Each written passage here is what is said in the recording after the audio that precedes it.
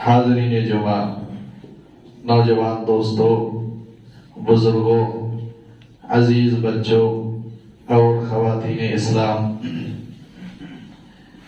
پچھلے خطبہ جمعہ میں آپ لوگوں کے سامنے ہدایت کا معنی اور اس کا مفہوم بتایا گیا تھا۔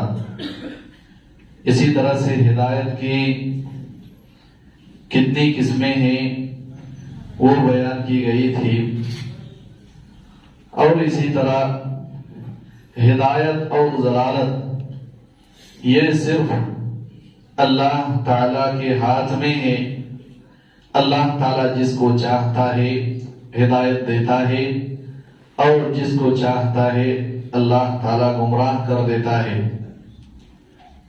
اسی طرح یہ بات بھی پیش کی گئی تھی کہ کسی کو ہدایت دینا، ہدایت پہ چلا دینا، یہ صرف اور صرف اللہ تعالیٰ کا فضل و کرم ہے۔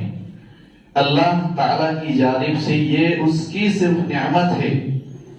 یہ ہماری کسی بھی نیک کام کا بدلہ یا ہماری کسی نیک عمل کی قیمت نہیں ہے، بلکہ ہدایت صرف اور صرف اللہ تعالیٰ کا فضل ہے، اللہ تعالیٰ کی نعمت ہے۔ اسی طرح اگر کسی کو اللہ تعالیٰ نے ہدایت دی ہے یا اللہ تعالیٰ کسی کو اگر گمراہ کر دیتا ہے، تو ہر ہدایت یافتہ لوگوں کے پیچھے، ہر ہدایت کے پیچھے اللہ تعالیٰ کی حکمت اور مصلحت ہے۔ اسی طرح ہر گمراہی کے پیچھے اللہ تعالیٰ کی حکمت اور مصلحت ہوتی ہے۔ اسی طرح سے ایک اور اہم چیز جو بتائی گئی آپ کے سامنے کہ ہدایت اور گمراہی یہ تو صرف اللہ تعالیٰ ہی کے ہاتھ میں ہے، لیکن ہدایت کو قبول کرنا یا گمراہی کا راستہ اختیار کرنا یہ انسان کے ہاتھ میں ہے۔ اسی لیے اللہ تعالیٰ نے فرمایا جو ہدایت ڈھونڈتا ہے ہم اسے ہدایت دے دیتے ہیں۔ وَالَّذِينَ جَاهَدُوا فِينَا لَنَهْدِيَنَّهُمْ سُبُلَنَا، جو ہمارے راستے میں مشقتیں برداشت کرے گا، ہماری شریعت پر عمل کرنے کے لیے پریشانیاں جھیلے گا، ہم اس کو اپنا راستہ ضرور دکھائیں گے۔ اللہ تعالیٰ نے ہر ایک انسان کے محنت کا بدلہ اور اس کی کوششوں کا نتیجہ لوگوں کے سامنے بیان کیا۔ اسی طرح سے ایک اور اہم چیز جو آپ کے سامنے بتائی گئی تھی کہ ہر ہدایت کے طلبگار انسان کو اللہ تعالیٰ ضرور ہدایت دیتا ہے۔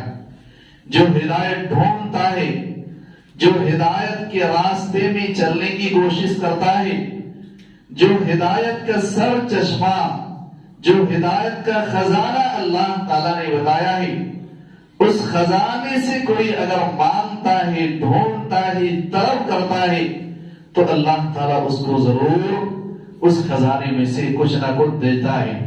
اور اسی کی دلیلیں اللہ تعالیٰ نے قرآن میں بہت ساری جگہوں میں ذکر کیا۔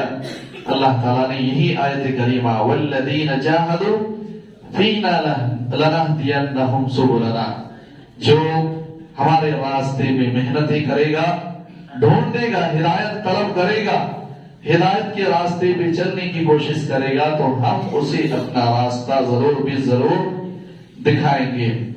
اسی طرح سے ایک اور اہم چیز جو ذکر کی گئی آپ کے سامنے کہ ہدایت یہ دنیا کی سب سے بڑی دولت ہے، یہ دنیا کی سب سے قیمتی چیز ہے، یہ دنیا کی سب سے بڑی اللہ تعالیٰ کی جانب سے نعمت ہے، اور اس نعمت کا جو حقدار ہوتا ہے، اس نعمت کو طلب کرنے کا جو حقدار ہوتا ہے، اس نعمت کو سنبھال کے رکھنے والا جو ذمہ دار شخص ہوتا ہے، جو مناسب آدمی ہوتا ہے، اللہ تعالیٰ اسی کو ہدایت دیتا ہے۔ اس سے پتہ چلتا ہے کہ ہمیں اس لائق بنانا چاہیے کہ اللہ تعالیٰ ہمیں بھی ہدایت دے، ہمیں اپنے آپ کو اس قابل بنانا چاہیے کہ اللہ تعالیٰ ہمیں ہدایت کا مستحق سمجھے اور سمجھے کہ اللہ تعالیٰ یہ سمجھے کہ اگر ہم نے اس بندے کو ہدایت دے دی تو یہ بندہ اس ہدایت کا حقدار ہے، اس ہدایت کو سنبھال کر رکھنے والا ہے۔ اگر ہم اس لائق اپنے آپ کو بناتے ہیں، اس لائق اپنے آپ کو تیار کرتے ہیں تو اللہ تعالیٰ ضرور ہمیں ہدایت دیتا ہے۔ اور یہ بات بھی بتائی گئی کہ دنیا کی جو سب سے قیمتی ترین چیز ہوتی ہے اس کے لیے سب سے زیادہ سخت سیکورٹی کا انتظام بھی کیا جاتا ہے۔ اگر دنیا کی سب سے قیمتی خوشبو ہو تو اس کو کوڑے دان میں لگایا نہیں جاتا، کتے کے گلے میں سونے کا ہار بنا کے ڈالا نہیں جاتا، بلکہ یہ اس کا مناسب گلا، مناسب جگہ ہونا چاہیے۔ اسی طرح جب ہدایت اللہ تعالیٰ کی سب سے بڑی دولت ہے تو ہم کیسے یہ تصور کر سکتے ہیں کہ ہر کوڑے دان میں ڈال دیا جائے، ہدایت کی ہار ہر انسان کے گلے میں ڈال دیا جائے؟ یہ کیسے ہم تصور کر سکتے ہیں؟ اس لیے ضرورت ہے کہ ہمیں ان زمروں میں اپنے آپ کو شامل کرانے کی کوشش کرنی چاہیے جو اس ہار کو، ہدایت کے ہار کو سنبھالنے والا ہو۔ اس لائق ہم اپنے آپ کو بنائیں کہ ہدایت ہمارے گلے میں ڈالا جائے، اس لائق ہم اپنے آپ کو بنائیں کہ اللہ تعالیٰ ہدایت کی ذمہ داری اور ہدایت کی نعمت ہمیں عطا فرمائے۔ اسی طرح سے جب یہ ہدایت دنیا کی سب سے بڑی دولت ہے تو اس ہدایت کا خزانہ کہاں پہ؟ یہ جو ہدایت دن رات ہم کرتے ہیں، اس ہدایت کا سب سے بڑا خزانہ کہاں ہے؟ کہاں سے ہم یہ ہدایت حاصل کریں؟ اس کی رہنمائی اللہ تعالیٰ نے کی ہے۔ اللہ تعالیٰ نے قرآن مجید کو سب سے بڑا ہدایت کا ذریعہ قرار دیا ہے۔ اللہ تعالیٰ نے فرمایا فَمَنِ اتَّبَعَ هُدَايَ فَلَا يَضِلُّ وَلَا يَشْقَىٰ، جو میرے قرآن کی پیروی کرے گا وہ کبھی بھی گمراہ نہیں ہوگا، وہ ہدایت پر ہوگا۔ اللہ تعالیٰ نے فرمایا هُدًى لِّلْمُتَّقِينَ، متقیوں کے لیے قرآن یہ ہدایت ہے۔ ہدایت اللہ تعالیٰ نے قرآن کو قرار دیا۔ هُدًى لِّلنَّاسِ وَبَيِّنَاتٍ مِّنَ الْهُدَىٰ وَالْفُرْقَانِ، قرآن تمام لوگوں کے لیے ہدایت ہے اور اس میں حق اور باطل کے درمیان فرق کرنے والی بہت ساری آیتیں ہی، نشانیاں ہیں۔ اللہ تعالیٰ نے قرآن کو ہدایت کا سب سے بڑا چشمہ قرار دیا، چشمہ قرار دیا۔ سب سے بڑا دنیا کا خزانہ جو ہدایت حاصل کرنے کا ہے یہ قرآن ہے۔ اللہ تعالیٰ نے فرمایا ان هذا القرآن يهدي للتي هي اقوم، یہ قرآن ہی ہے جو سب سے زیادہ سیدھی راستے کی رہنمائی کرنے والا ہے۔ یہ قرآن کتاب ہدایت، ہماری ہدایت کے لیے اللہ تعالیٰ نے اس قرآن کو نازل کیا ہے۔ اگر ہم اپنے معاشرے کا جائزہ لیں، ہر ایک اپنے اپنے گریبان میں جھانک کے دیکھیں کہ اس ہدایت کا سب سے بڑا خزانے سے کتنا خزانہ ہم نے نکالا۔ دنیا کی اگر یہ خزانہ اللہ تعالیٰ نے مال و دولت کی شکل میں نازل کیا ہوتا، قرآن کی جگہ اللہ تعالیٰ نے خزانہ دیا ہوتا، پیسے اور سونے چاندی کا، اور لوگوں سے کہا ہوتا اس میں سے جتنا چاہو لو، تو ہم سب اس پر ٹوٹ پڑتے، لڑائیاں کرتے اس سے حاصل کرنے کے لیے۔ لیکن یہ ہدایت کا سب سے بڑا چشمہ قرآن ہے۔ ہم نے کتنا قرآن پڑھا، کتنا قرآن سمجھنے کی کوشش کی، کتنے بار ہم کسی استاد، کسی ٹیچر کے سامنے ہم نے پیسے خرچ کیے کہ یہ ہمیں ہدایت کا ہمارے لیے ذریعہ ہی، اس لیے ہمیں قرآن پڑھنا چاہیے۔ بلکہ ہمارا معاملہ تو یہ ہے کہ ہم قرآن پہ پابندیاں لگاتے ہیں۔ قرآن کا درس مسجد میں نہیں ہونا چاہیے، فضائل اعمال کا درس دیں، دنیا کی دوسری کتابوں کا ہم درس دیں، قرآن کا درس نہ دیں۔ کیوں بھائی؟ قرآن اللہ کی ہدایت کی کتاب ہے، اس سے ہمیں ہدایت ملتی ہے، اس سے کیوں دور رکھا جاتا ہے لوگوں کو؟ ہدی للناس سارے لوگوں کی ہدایت ہے، یہ صرف کسی عالم کے لیے، کسی جانکار شخص کے لیے ہدایت نہیں، ہر انسان کے لیے ہدایت کا ذریعہ قرآن ہے۔ اس قرآن کو پڑھیں گے تو ہم ہدایت ملے گی، ہمیں ہدایت ملتی ہے۔ اور اسی قرآن سے ہمیں دور رکھنے کی کوشش کی جاتی ہے۔ گویا ہمیں یہ کہا جاتا ہے دنیا کی یہ سب سے بڑی دولت ہے، یہ دنیا کی چند لوگوں کے لیے، ہر ایک کے لیے یہ خزانہ نہیں، ہر ایک نہیں لے سکتا ہے۔ یہی کہنے کا مطلب ہے ہدایت ہم حاصل نہیں کر سکتے۔ اللہ تعالیٰ کہہ رہا ہے کہ ہم نے قرآن کو آسان بنایا تاکہ ہر ایک اس سے ہدایت حاصل کرے، ہر ایک اس سے نصیحت حاصل کرے۔ اور ہم کہیں کہ قرآن چند لوگوں کے سمجھنے کے لیے، صرف عالم اس کو پڑھے، عالم اس کو سمجھے، عام لوگوں کے لیے قرآن نہیں ہے، عام لوگ نہیں سمجھ سکتے ہیں۔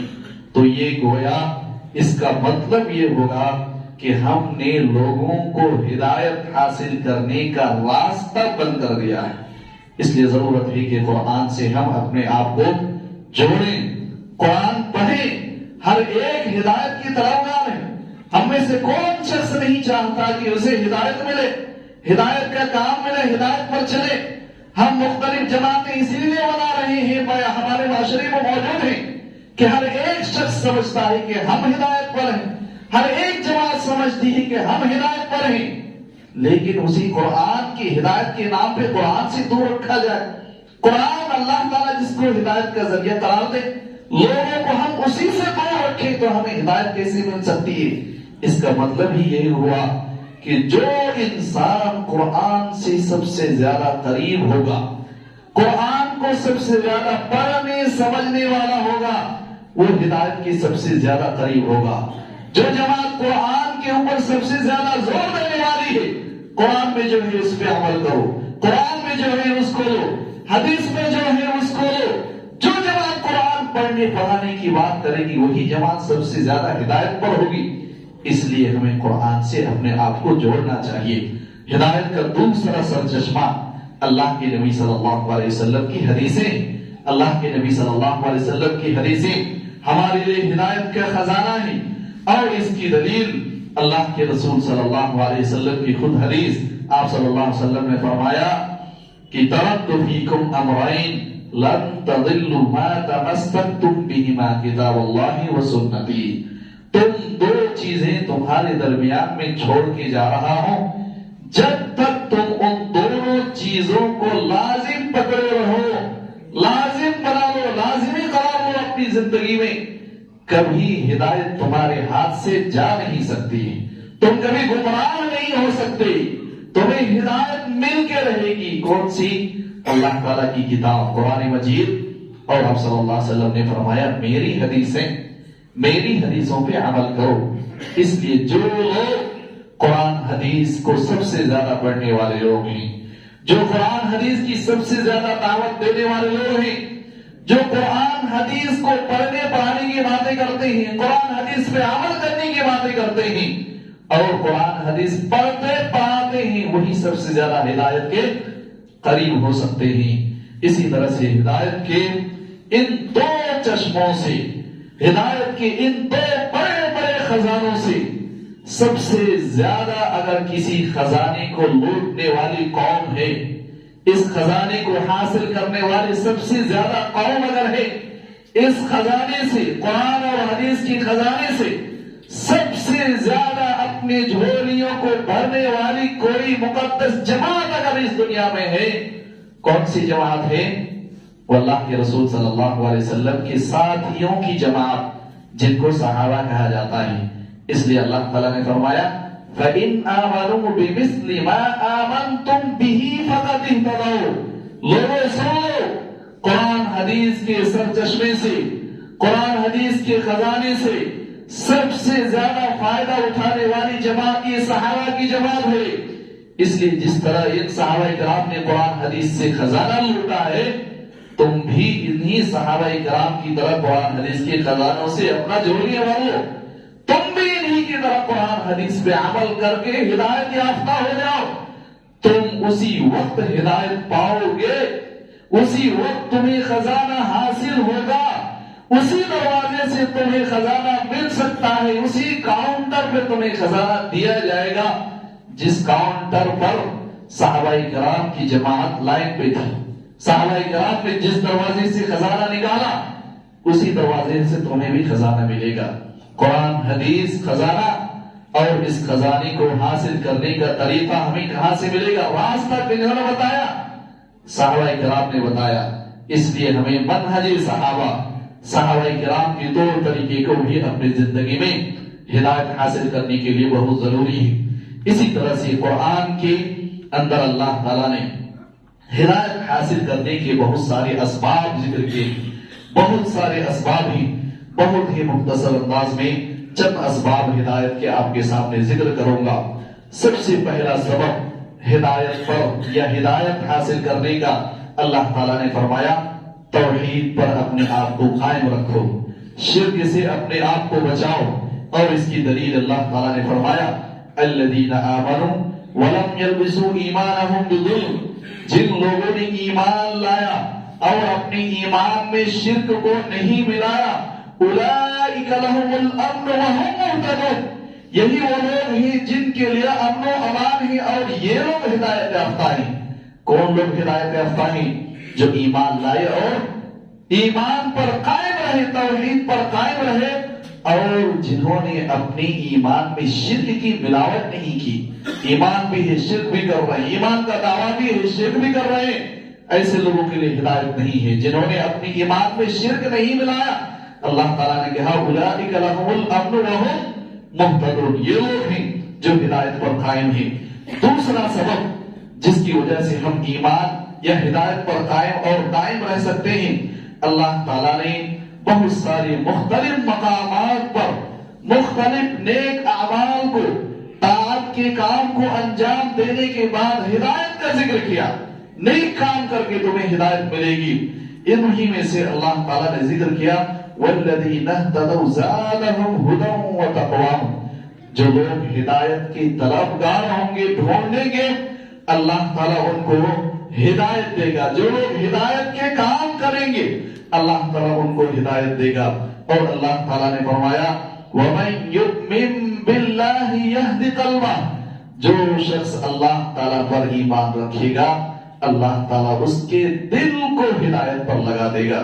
اور اللہ تعالیٰ نے فرمایا ان الذین آمنوا وعملوا الصالحات یہدیہم ربہم بایمانہم، جن لوگوں نے ایمان لایا اور نیک عمل کیا، یہدیہم ربہم بایمانہم، ان کا رب ان کے ایمان کی وجہ سے ان کو ہدایت پر لگا دے گا، ہدایت پر چلائے گا۔ تو نیک اعمال اور اسی طرح سے ایمان، توحید، یہ وہ سارے اعمال ہیں جو ہدایت کے اسباب ہیں۔ اسی طرح سے ہدایت کے اسباب میں سے ایک سبب قرآن اور حدیث کی اتباع کرنا، قرآن اور حدیث پہ زندگی گزارنا، قرآن اور حدیث کے مطابق زندگی گزارنا۔ اللہ تعالیٰ نے فرمایا فَمَنِ اتَّبَعَ هُدَايَ فَلَا خَوْفٌ عَلَيْهِمْ وَلَا هُمْ يَحْزَنُونَ۔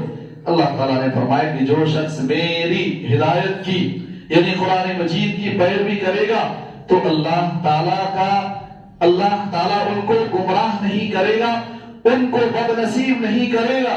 دوسری جگہ فرمایا فلا خوف علیہم ولا هم يحزنون، ان کے اوپر کوئی خوف نہیں ہوگا، ان کو کوئی پچھتاوا مرنے کے بعد نہیں ہوگا، جو لوگ میرے قرآن کے مطابق زندگی گزاریں گے۔ اور اللہ کے رسول صلی اللہ علیہ وسلم نے فرمایا علیکم بسنتی وسنت الخلفاء الراشدین المہدیین تمسکوا بها وعضوا علیها بالنواجذ، میری سنت کی پیروی کرو اور میرے بعد صحابہ کرام خلفاء راشدین کی سنت کی پیروی کرو اور ان صحابہ کرام کی پیروی کرو، ان کی سنت کی پیروی کرو جو ہدایت یافتہ لوگ ہیں۔ آپ صلی اللہ علیہ وسلم نے اپنی حدیث کو اور اسی طرح سے صحابہ کرام کی جماعت کو بھی ہدایت کا ذریعہ قرار دیا ہے۔ اور جو حدیث آپ کے سامنے پیش کی گئی کہ اللہ کے رسول صلی اللہ علیہ وسلم نے فرمایا دو چیزیں میں چھوڑ کے جا رہا ہوں، جب تک تم اس پہ کاربند رہو گے، جب تک اس پہ عمل کرتے رہو گے کبھی گمراہ نہیں ہوگے۔ اسی طرح سے ہدایت کے اسباب میں سے ایک سبب یہ ہے کہ ہمیں ہدایت کے لیے محنت کرنی پڑتی ہے، ہمیں ہدایت کے لیے مشقتیں برداشت کرنا پڑتا ہے، ہدایت طلب کرنے کے لیے کچھ تکلیفیں برداشت کرنا پڑتا ہے، جیسے رزق کمانے کے لیے، جیسے مصیبت کو دور کرنے کے لیے، بیماری کو دور کرنے کے لیے علاج کرتے ہیں، محنتیں کرتے ہیں، اسی طرح ہدایت بھی ایک ایسی اللہ تعالیٰ کی نعمت ہے، اس کے لیے ہمیں محنت کرنا پڑتا ہے، تبھی ہمیں ہدایت ملتی ہے۔ رزق کا معاملہ بھی اللہ تعالیٰ کے پاس لکھا ہوا، لیکن رزق کے بارے میں کوئی یہ نہیں سوچتا کہ ہم بیٹھے بیٹھے ہمیں رزق آ جائے گی، بلکہ دن رات اس کے لیے محنتیں کرتا ہے۔ ہدایت بھی اللہ تعالیٰ کے پاس لکھی ہوئی ہے، لیکن ہدایت کے معاملے میں لوگ غفلت کے شکار ہیں، ہدایت کے سلسلے میں محنتیں نہیں کرتے، قرآن پڑھنا نہیں چاہتے، حدیثیں پڑھنا نہیں چاہتے، ہدایت کے کام جاننا نہیں چاہتے، اس کے لیے محنت ہی کرنا نہیں چاہتے، اور سوچتے ہیں ہدایت اللہ کے ہاتھ میں ہے، جس کو چاہے دے دے اور جس کو چاہے نہ دے۔ لیکن اللہ تعالیٰ نے کہا ہدایت حاصل کرنے کی کوشش کرو، ہم تمہیں ہدایت دیں گے۔ رزق کے معاملے میں بھی جو اللہ تعالیٰ نے کہا رزق دینا ہماری ذمہ داری ہے، اس کے لیے کیوں محنتیں کر رہی ہیں؟ موت حیات ہماری زندگی لکھی ہوئی ہے، جب ہم بیمار پڑ جاتے ہیں کیوں ہاسپٹل جاتے ہیں، اللہ تعالیٰ کے پاس وہ بھی لکھا ہوا ہے۔ موت انسان کی لکھی ہوئی ہے، کب مرنا ہے، لیکن مرنے سے بچنے کے لیے سارے وسائل ہم استعمال کرتے ہیں، کہیں ایکسیڈنٹ نہ ہو جائے، دھیرے چلائے گاڑی، کہیں کوئی اور دوسرا حادثہ نہ ہو جائے، ہمارے موت نہ ہو جائے، سارے احتیاط کرتے ہیں، سارے وسائل اپناتے ہیں۔ ہدایت کے یہ سارے اسباب ہیں، قرآن، حدیث، منہج صحابہ، ایمان، توحید، نیک اعمال، یہ ہدایت کے اسباب ہیں۔ اللہ تعالیٰ نے فرمایا فَأَمَّا مَنْ آتَى وَاتَّقَى وَصَدَّقَ بِالْحُسْنَى، جو اللہ کا دیا ہوا مال اللہ کے راستے میں خرچ کرے گا، وَصَدَّقَ بِالْحُسْنَى، اور قیامت کی جزا اور سزا اور اسی طرح سے قیامت میں ہونے والی چیز جنت اور جہنم، ان تمام چیزوں کی تصدیق کرے گا، سچا مانے گا، فَسَنُيَسِّرُهُ لِلْيُسْرَىٰ، تو ہم اس کے لیے معاملات بہت آسان کر دیتے ہیں، جنت کا راستہ اس کے لیے آسان کر دیتے ہیں۔ وَالَّذِينَ جَاهَدُوا فِينَا لَنَهْدِيَنَّهُمْ سُبُلَنَا، جو ہمارے راستے میں محنت کرے گا ہم اسے ضرور ہدایت دیں گے۔ ہمیں محنت کرنا پڑے گا ہدایت کے لیے، ہم گھر بیٹھے جس طرح سے آج ہمارے معاشرہ ہے، گھر بیٹھے بغیر کسی محنت کیے ہم سوچتے ہیں کہ ہم ہدایت پر ہیں، ہمیں ہدایت مل جائے گی، یہ تصور ہمیں ذہن سے نکال دینا چاہیے۔ اسی طرح سے ہدایت کے لیے ایک اور ضروری چیز اللہ تعالیٰ سے دعائیں کرنا۔ اللہ کے رسول صلی اللہ علیہ وسلم دنیا کے سب سے بڑے ہدایت یافتہ تھے، آپ سے بڑا ہدایت پر کوئی نہیں ہو سکتا، لیکن جب بھی آپ صلی اللہ علیہ وسلم رات میں قیام اللیل کے لیے کھڑے ہوتے، دعائے ثنا ہی میں اللہ سے ہدایت کی دعا کرتے تھے۔ اسی طرح سے اللہ کے رسول صلی اللہ علیہ وسلم نے سورۃ الفاتحہ کو ہر فرض نماز، نفل نماز، کوئی بھی نماز بغیر سورہ فاتحہ کی کوئی نماز ہی نہیں ہو سکتی، ایسا ضروری قرار دیا، اور اس کے اندر اللہ تعالیٰ نے اہدنا الصراط المستقیم، اللہ تعالیٰ تو ہمیں ہدایت پر چلا، ہدایت کے راستے پہ چلا، اور ہدایت کا راستے پر ہمیں قائم رکھ۔ اللہ کے رسول صلی اللہ علیہ وسلم بہت یہ دعا کرتے، اللہم انی اسألک الہدی والتقی والعفاف والغنی۔ اس حدیث میں، اس ذکر میں بھی اللہ کے رسول صلی اللہ علیہ وسلم ہدایت کی دعا کرتے ہیں۔ اسی طرح سے مومنین کے بارے میں، نیک لوگوں کے بارے میں اللہ تعالیٰ نے فرمایا، ان کی یہ دعا ہوتی ہے ربنا لا تزغ قلوبنا بعد اذ ہدیتنا وہب لنا من لدنک رحمہ انک انت الوہاب۔ اے اللہ تعالیٰ، ہدایت دینے کے بعد تو ہمیں گمراہ مت کر دینا۔ ہدایت ملنا بھی ایک بڑی نعمت، اور ہدایت ملنے کے بعد اس کو سنبھال کے رکھنا بھی ہماری ذمہ داری ہے۔ دونوں کی دعائیں ہمیں اللہ تعالیٰ سے کرنی چاہیے۔ اللہ تو ابتدائی طور پر بھی ہمیں ہدایت دے، جب ہم ہدایت کے کچھ کام ہم کرنے لگے، ہدایت کے راستے پہ جب چلنے لگے، تو اللہ تعالیٰ اس ہدایت کے راستے کی استقامت بھی ہمیں عطا فرما، اس راستے پہ ہمیں قائم اور دائم رکھ۔ یہ دعا کرنا بھی ہمارے لیے بہت ضروری ہے۔ جب دنیا کا سب سے بڑا ہدایت یافتہ شخص نبی صلی اللہ علیہ وسلم بار بار اس طرح کی ہدایت کی دعا کر رہے ہیں، ہمیں کتنی دعا کی ضرورت ہے ہدایت کی؟ اللہ کی دو انگلیوں کے درمیان لوگوں کا دل ہوتا ہے، اللہ تعالیٰ جب چاہتا ہے اس کو پھیر سکتا۔ اسی لیے اللہ کے رسول صلی اللہ علیہ وسلم ہمیشہ دعا کرتے سجدے میں، یا مقلب القلوب ثبت قلبی علی دینک، یا مقلب القلوب ثبت قلوبنا علی طاعتک۔ اس طرح کی دعا کرتے اللہ تعالیٰ ہمارے دل، قلب اور عربی زبان میں کہا جاتا ہے پلٹتا رہتا ہے، کبھی ہدایت کا کام کرنے کی کوشش کرتا ہے اور فوراً گمراہی کے کام کے لیے سوچتا ہے. قلب اسی کو کہا جاتا ہے پلٹنے والا، الٹتا پلٹتا رہتا ہے. اسی لیے کہا اللہ تعالیٰ تو اس کو سیدھے کام پہ پلٹ کے رکھ، اس کو گمراہی کے کام میں پھیر نہ دینا ہے. اللہ تعالیٰ بار بار یہ دعا اللہ کے رسول صلی اللہ علیہ وسلم کرتے تھے. اس لیے ہمیں اللہ تعالیٰ سے ہدایت کی دعائیں کرنا چاہیے. اور اسی طرح سے ہدایت کے معاملے میں ایک اہم چیز ہمیں یہ کرنے کی کوشش کرنی چاہیے کہ ہدایت کا معاملہ ہمیں کبھی کبھار زندگی میں صرف اور صرف اللہ تعالیٰ کی سپرد کرنا بھی چاہیے. اللہ تعالیٰ ہدایت کا سارا معاملہ تیرے ہاتھ میں، تو جب چاہے گا ہدایت دے گا، جسے چاہے گا ہدایت دے گا. یہ معاملہ کبھی ہمیں اللہ تعالیٰ کے سپرد کر کے اللہ سے گزارش کرنا چاہیے، اللہ سے دعائیں کرنا چاہیے کہ اللہ تعالیٰ ہدایت کا معاملہ تو تیرے ہاتھ میں، تو کبھی میرے دل میں ہدایت کی باتیں ڈال دے. کون سا ہدایت کا کام ہے اللہ تعالیٰ، تو کبھی کبھار ہمیں اس کی توفیق دے. توفیق مانگنا چاہیے اللہ تعالیٰ سے ہدایت کی. ہم ہدایت کے لیے کسی مختلف جماعتوں کو پکڑیں، کسی مختلف شخصیات کو پکڑ کے رکھیں کہ ہمیں یہ ہدایت دینے والے ہیں، یہ ہدایت سکھانے والے ہیں، اور ہم جو اصل ہدایت دینے والا ہے ان کے سپرد اپنے ہدایت کو نہ بولیں اور اپنے ہدایت کے لیے ان سے توفیق کی بھیک نہ مانگے تو ہم ہدایت ہمیں نہیں مل سکتی ہے. کبھی کبھار ہمیں یہ ہدایت کا معاملہ اللہ تعالیٰ کے سپرد کر کے اللہ تعالیٰ سے کہنا چاہیے اللہ تو کبھی کبھار ہمارے دل میں ہدایت کی بات ڈال دے، تو ہمیں دکھا کون سا راستہ صحیح ہے، تو ہی ہمیں سیدھے راستے پر لگا سکتا ہے، سیدھے راستے پہ قائم رکھ سکتا ہے. کسی کی نصیحت سے، کسی کے سنانے سے، کسی کے بات سے ہو سکتا ہے کہ ہم اس کو ہدایت سمجھ رہے ہیں لیکن وہ اصل میں گمراہی ہے. کسی کی بات کو ہم گمراہی سمجھ رہے ہیں وہ ہدایت ہے. غلطیاں ہو سکتی ہے انسان سے، لیکن جب ہم معاملہ اللہ تعالیٰ کی سپرد کرتے ہیں کہ اللہ تعالیٰ جو سیدھا راستہ ہے وہی تو ہمیں بتا، تو ہمیں انشاءاللہ اس کے سلسلے میں ہدایت ملتی ہے. اور اللہ تعالیٰ نے فرمایا وَمَن يَعْتَصِم بِاللَّهِ فَقَدْ هُدِيَ إِلَى صِرَاطٍ مُسْتَقِيمٍ. جو ہدایت کے بارے میں اللہ تعالیٰ کو پکڑتا ہے، اپنے ہدایت کا معاملہ اللہ کے حوالے کر دیتا ہے، اسے ضرور ہدایت مل جاتی ہے. اور یہ معاملہ سپرد اس لیے بھی کرنا چاہیے، ہدایت کے سلسلے میں سارا معاملہ اللہ تعالیٰ کے ہاتھ میں ہے. نبی صلی اللہ علیہ وسلم امام الانبیاء اپنے چچا کو ہدایت پر نہیں لگا پائے. ابو الانبیاء ابراہیم علیہ السلام انہوں نے اپنے باپ کو بڑی نصیحتیں کی، ہدایت کی باتیں بتائیں، ہدایت پر نہیں لا سکے.